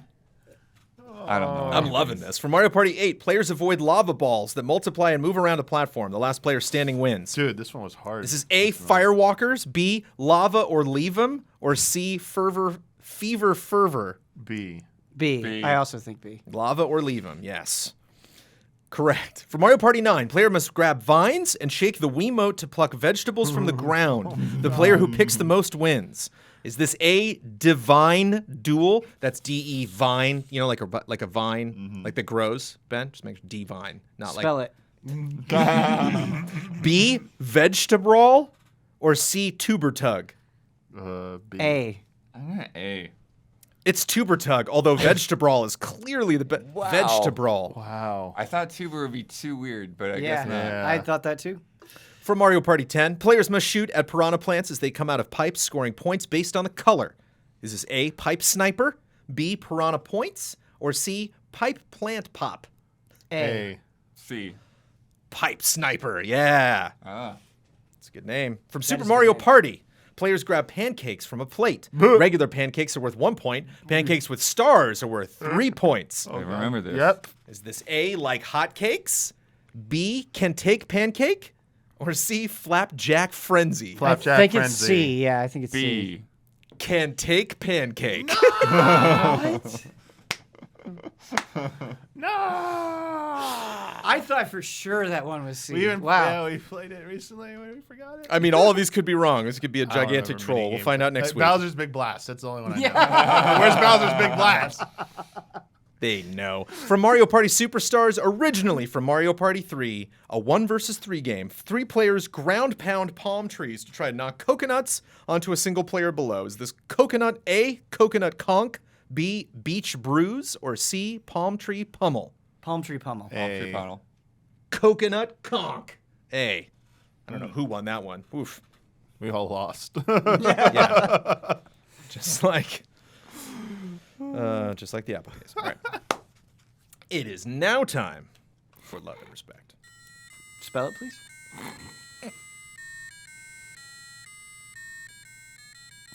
Love and respect. Nice. From JG. First, I'd like to congratulate Ben on his excellent Metroid Dread review. You guys are truly the best in the biz. This leads to my question. I beat Metroid Dread yesterday and I loved it. I'm pretty certain this is my favorite Metroid, and I saw others agreeing with this sentiment. But for some reason, calling something that just came out one of the greatest games ever made feels weird. Even though many like it more than the legendary game Super Metroid, how come the passage of time has such an effect on our perception of games? Do you feel like a game should be a bit older before it can be said with certainty that it is among the best ever? This is a really good question because I actually went through the same thing with Metroid Dread where I was at a point where I was like, I think this might be my favorite Metroid game, and I feel weird for saying that. And yeah, I love this question because I just went through the sensation, and I think there's two things. The first is the honeymoon phase where, like, I think when you spend time or money on something, like you naturally want to like it, right? Yeah. Like you could be spending that time or money on anything, but you're choosing to spend it on this thing. And so I think there's that natural inclination to have it. But I also think with the passage of time, right, especially if you're very invested in the medium like we are, you get opposing arguments. You get perspectives that maybe you hadn't thought of as you were going through it that kind of test or reaffirm what you already feel. And so I think when you maybe don't have that pushback as you're personally going through it, maybe it leaves more room for doubt. I think time helps. It's good to not, write a review script in one pass. It's good to just kind of like get up from the chair and walk away and just like come back and like reorganize your thoughts.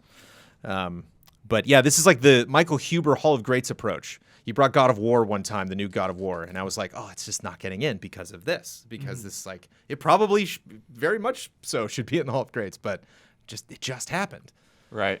It's tough. Yeah, I think there is that sense of things sometimes being a little too fresh. Yeah, and it's like you want to see, just like, does it feel as memorable, in a couple of years' time, or do you kind of go back? And it's hard because it's like you've also had like this sort of sense of like, well, I've known this other game for 15, 20 years. So you like just the weight of that, and then comparing something new, and it's like, yes, there are improvements, but then there are other things that it doesn't quite do that I like as much. So I think it just takes time to sort of sort that all out in your head. And a lot of these things work both ways, right? Like, you played this game 15 times, but you just played this game once. So what happens after you play it, 5 more times? Do you still feel as strongly about it? Do you still, do you start to see the holes in it? So it's just, I think it's just a lot of different things. Yeah. I mean, I agree with both the points pretty much. I just think it's like, I think it's fine to say initially that you think it's like one of the greatest games ever made. It's just, and I don't think you should discount newer games either. I mean, I think for me it was pretty evident that like a game like Breath of the Wild, it's like as soon as I finished this, I was like, yeah, this game is just gonna be like, like it's like it doesn't matter how much time I need to pass, like it's gonna be like it's very clear. I think though, the thing is like giving, like I think it's just how we function as human beings. It's like it just takes time. It takes time to, as Bloodworth said, to process your thoughts, but also like it takes time to like, you can't, if you replay a game like 10 times in the span of a week or whatever, like that still doesn't answer the question, does this hold up in a year for you? Like, or are these other games, so much time has passed, you've played them so many times, you still enjoy it. But that also just goes to like speak to like personal enjoyment factor. I think it's a lot harder to codify for some people, like a game based on like, basing it more on its actual merits. Like I mean, holding up is definitely important. I do value like holding up, but I also think like what it did in its moment, like how important it was that it did, because there's two types of like excellent games to me. There are games that still withstand the classics, the evergreens that will like be like timeless forever, and that exists in every medium. Then there are the ones you could point to like in its time there was nothing else like that. That was amazing. It's since been way eclipsed, and it might not hold up as well because of modern advancements. But that game, like you had like, but those are you had to have been there. Yeah, and those are harder to codify for people other than you had to have been there. Like I can't share my emotions with you. Right. I can try and put them into words and like try and convince you with that. And some people do that very very well. But at the same time, I think no amount of like words will like truly impart upon that person like what it meant to play that game, how good it was in that moment of time, and that like that's like I do value that a lot, and like that's always the harder thing to like reconcile with like the timelessness of like this game, like Super Mario or whatever is like this is great forever. How do you justify GoldenEye being good for like a few years? It's like, well, I mean, they both can exist. To elaborate on Damiani's point, I think Breath of the Wild is such a good thing to bring up, because I think the reason why it's like maybe easier to immediately accept Breath of the Wild as such an achievement is because it is such a reinvention of the series in the way that Metroid Dread is not. And I don't say that as an insult, but it's like Metroid Dread is very much elaborating on a very well-established template that this series has not only done over and over again, but so many other games are Metroidvania. You know, what I mean to say is that they're taking inspiration from Metroid, and so with Metroid Dread, it's like there's so much to compare it to immediately. Right. And I think that because there are all of those points of comparison, I think it makes you more reluctant to be like, this is the best. Where it's like, well, is it the best because I have to like go through and compare it to every single one of those. Yeah, because I think there's, to me, like a lot of times, even when we have these Hall of Greats conversations, it's like there's sort of like this apex point of series to where it's like it's maybe not the first one to do it, Right. but it's the one where it's like, okay, we had the basic idea and now we're gonna nail it, and then it feels like everything that comes out after that is just sort of like the time that we nailed it. Let's call back to that again. Yeah. Metroid, yeah. From Jason Wojnar, to you, what is worse for a video game's review score? A reviewer rushing to and having little time to play and write a review, or being given enough time to play and write a review at their leisure? Is it better to write the review coming hot off the credits, or is it better to maybe do a second playthrough and have a few days to write the review afterward? Can any of you think of games where you seriously rethought the review score after the video review was already published? Oh my God. Technically, two questions. I think, and I actually remember this from like a month or two ago. It's just like bringing up a review here or there. Maybe it was a Q&A. We're like, yeah, there was that one thing I wish I would have scored here or there. But specifically, like, I mean, you chuckled. Do we just not have that much time ever? Yeah, no, For a second playthrough. No, I like, and this, it's shaped by audience expectation. Like, I could pick limitless examples where every single time a game comes out, we have a good number of people being like, "Where's your review? Where's your review? Where's it coming? Where's it coming?" People want reviews quickly, and in a way that makes sense. I'm not faulting them for that, but like, no, we don't have the space, nor is there the expectation that it's like, yeah, let me replay it 2 or 3 or 4 more times. Let me do every character class in the game. Let me try every single weapon. That can make a huge difference. Some games, it's Yeah. like what you see in a single playthrough is just like a slice, you know, because of so many different dialogue options or character builds or just different things that you could do. So our approach is certainly inherently flawed, and then you get the response back where they're like, well, why don't you just do that? I would really like that. And it's like, well, a lot of people wouldn't. Like, if we do that approach, like, people, I think sometimes what's frustrating is people want everything with no concessions, and it's like nothing works that way. And it's like, yes, we could attempt to do reviews that way, but then you have to be okay with the fact that you're getting way less reviews, like way less. Right. So I think too, just kind of the way the question is worded is like it's two very extremes, right? So, is it worse to rush, or is it, or should you, spend this extra time on it and play it more and more? And it's like I feel like there's a lot of examples of rushing.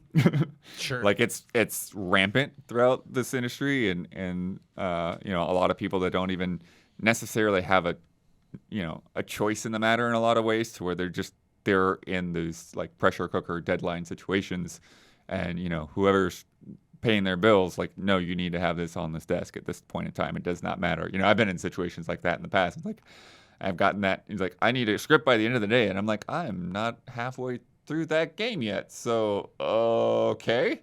Like, and you just kind of do what you can do, you know, and so, yeah, that's bad.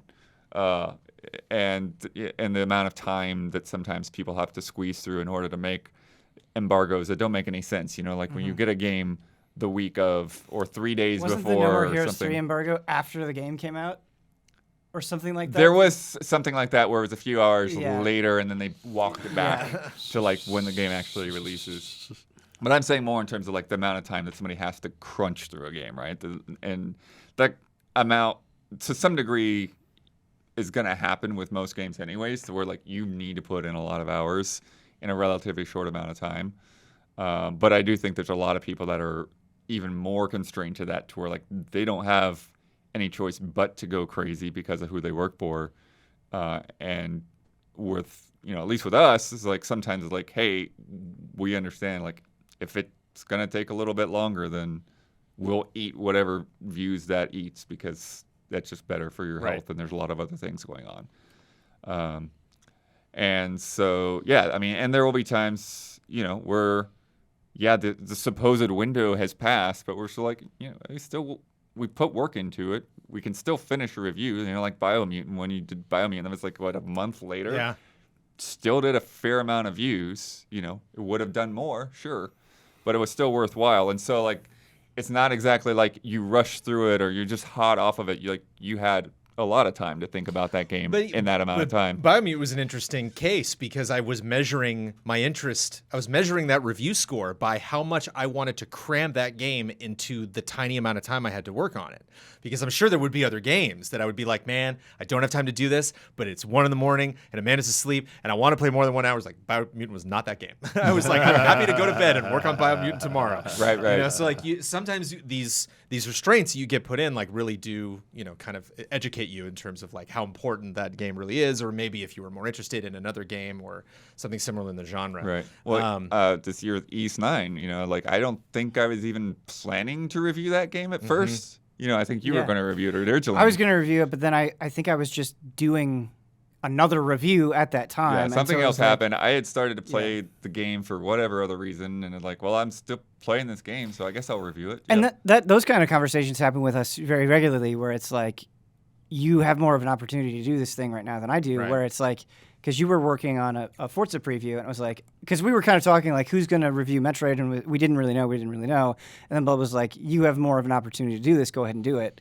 you know, and we I think people forget or like get mad at us, but like we really are a small team. We don't have that many resources. You and I juggled Dragon Quest Builders 1. I remember that. Yeah, You started it, and then I picked you up had later, more of and an that was fun. opportunity to go after it, and so we have to make those kind of calls all the time. And you have something like Riders Republic, which I'm going to make some time to review at the end of this month. And there's no credits. There's no clear, like, well, I'm done. You know, it's like that game. You play game working forever. on Back 4 Blood right now, right? Yeah. It's like, but that he's kind done of does what have he a feels like he's got his head in that that is a space, little more of, you can literally see dots on the bottom that's like, you've done these chapters, you're almost finished. But sometimes it's why I can't imagine like reviewing a Battlefield or a Call of Duty. I think I've reviewed one Call of Duty, but it's like got to be kind of stressful because you have these modes. You're just like, I could play this for months, you know, but I got to stop at some point. And I think that's the big thing for me. I've done reviews for like 15 years, is just that like you just get like an impression. Like a game just hits you and it makes you feel a certain way. And like even, you know, regardless of what you do in the time that you have or the script that you write, like you're still calling back to that initial emotion. Yeah. So like writing something quickly, I think a good example would be like if a game doesn't have a lot of content. If you like finish a campaign and you're like, all right, time for the extra modes. There's no extra modes. It's like it's good to kind of like funnel that frustration because you'll forget how you feel in this moment, or when a crash happens, or when, you know, you're cut off from content. It's like it's good to make a note, good to capture that frustration. I also think we consider like different things on who would be better or worse at getting through something, where it's like, I think it makes sense for me to review Monster Hunter just because I've spent so much more time with it, that like I'm going to be able to get through that game more quickly than if somebody else did it. Not that their perspective wouldn't be valuable. I'm not trying to discredit them, but it makes sense in that instance where it's just like this is going to take less resources on the team overall. Yeah. Because of that experience. I think my Miles Morales review was like 3 days. Yeah, right. Like gameplay, writing, VO, cut. Oh, yeah, and that's when we couldn't move the consoles, so you had to come in here. All the gameplay you saw in my Miles review was me walking in the door and walking out with a card. Good stuff. Joshua Harwood, a.k.a. Irish Rock, 1987. As a father of 2 and full-time worker, I don't have much time for video games. I used to play these epic JRPGs, Xenogears, Final Fantasy, etc., but I just can't dedicate time to exploring these games that I used to. However, I'm still able to play thanks to something that I think needs a special shout-out. Spoiler-free walkthroughs. I've been using a spoiler-free walkthrough for Persona 5 Royal, and it has been absolutely delightful. My question for the panel is this. Is there any section of the community that you feel goes underappreciated or even just... goes unappreciated or even just underappreciated? For me, it's definitely the people who dedicate their time to making these absolutely wonderful guides so that people like me can still enjoy these epic JRPGs. Oh, I mean, that's the perfect example, right? I mean, that's what's propping up a lot of the big publications and has since the 80s, honestly. Like, that's why people will go to buy a magazine or will go to a site. It's because they're looking up those guides. And everyone else is benefiting. And people who do like the wikis for like bigger games, especially like the live games as a service, who are like constantly updating with all the content updates to keep the community. Where when a company won't do it themselves, it's like the community takes the torch and does it for them.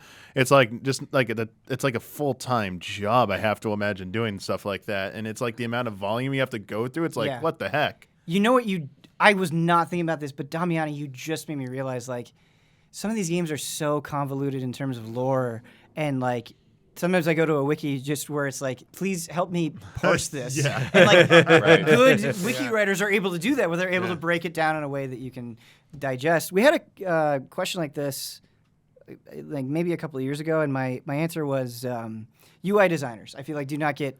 hardly any credit at all, and they make such an impact on how enjoyable your game is, where they specifically choose where to present information, how they present it, and all that stuff. It gets completely underappreciated, but it's huge. There's another one, though, that I think maybe sounds obvious, but people really don't understand, is streamers. And it really pisses me off how often people go, like, they're like...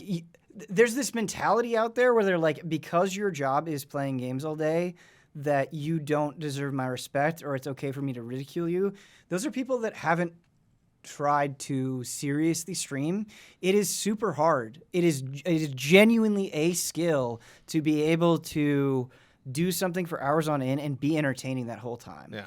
Like, there's a reason only a small fraction of streamers are able to make a living out of it, is because they have developed that skill and really honed that in a way that, and I'm not trying to sit here and say like they're the most important thing in the world or it's like the most essential job, but I think it certainly takes more than a lot of people are willing to give it credit for. We will do like big marathon streams for like charities or events, and like that's like a day for a streamer, like us doing like 8 hours. Right. Woof. Yeah. Time to take a nap, and that's like Tuesday. Right. I definitely shout out to anybody who has put together, an Excel sheet or whatever, talking to me about, Valheim ingredients, MMO ingredients, Minecraft ingredients. Thank you so much. So many things. Where to get them? Thank you. Farming guides. Farming guides are a grinder's best friend. Thank you so much. Man, Jones, you just made me think of like people who figure out the meta in any given game. Because like everybody like goes online and they're like, what is the best build in X?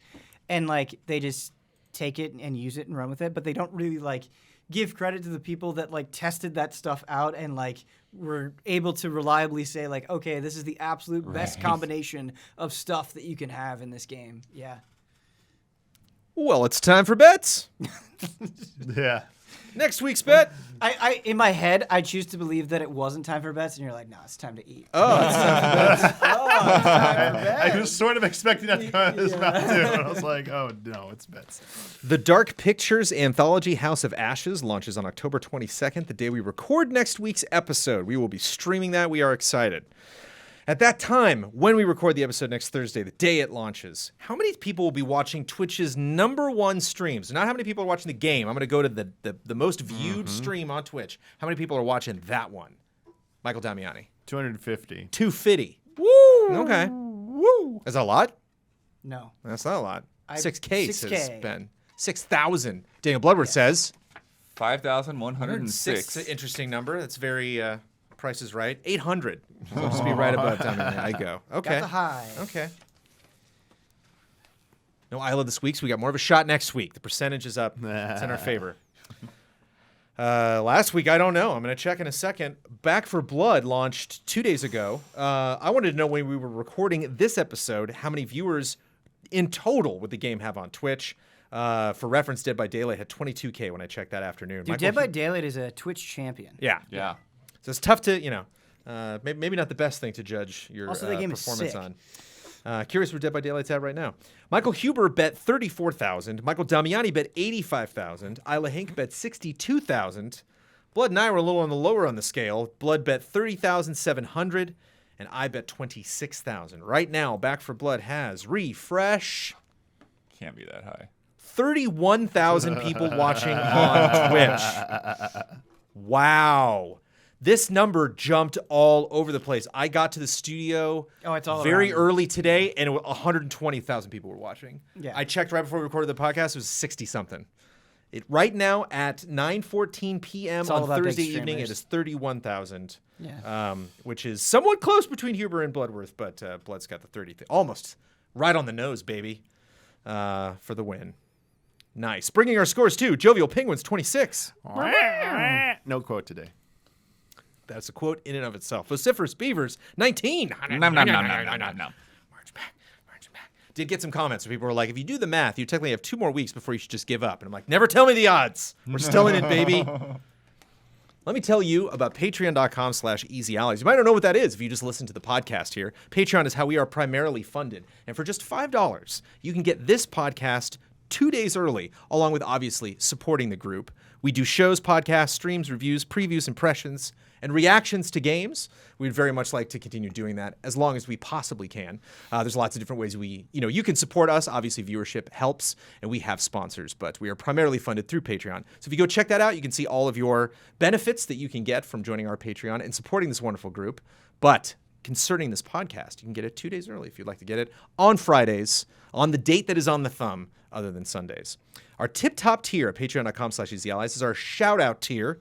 Right now, I'm going to shout out 4 lovely people who support us so tremendously every month. Shout out to El Fanis, Greg the Dark Knight Kettering, Caleb Togi Crawford, and Nick. Shout out. Daniel Bloodworth. You won. Good job. You get to promote any Easy Allies video you'd like to promote. You get the final word on anything you disagreed with, want to reiterate, or just popped into your head. And you get to sign off with your trademark sign-off. I'm going to promote, I don't know if it'll be up by the time you watch this, but we just, before this, we shot spoiler mode Haven't done one in a while. for Metroid Dread, yeah. And It's a good spoiler we movie. were chomping at it. I think I said everything I wanted to say about that game, which I stayed out of the room, but I heard laughter. yeah, and it's a game that like it has so many dimensions of things that like we don't want to spoil for people in other conversations. So like Right. it's just like the perfect just like get it all out there conversation. It was such good energy because it was really like 4 people that care a lot about Metroid get to express that care with no barriers really, which was nice. Yeah, and so you can go to our Patreon and get that for just $1 a month. That's spoiler mode plus like 50 others. I don't know how many we got. There's a lot. It's a good plug. A lot of spoilers. And then gonna start working on that Life is Strange tonight, so we can get that spoiler mode The in the game, can. right? Yeah. Yeah. Because Huber and Elise are like, what is taking you so long? Yes. So yeah, Elise that'll be pressure my is final so word good. because that's almost like 2 pitches. And we'll see you before the next Blood Moon rises.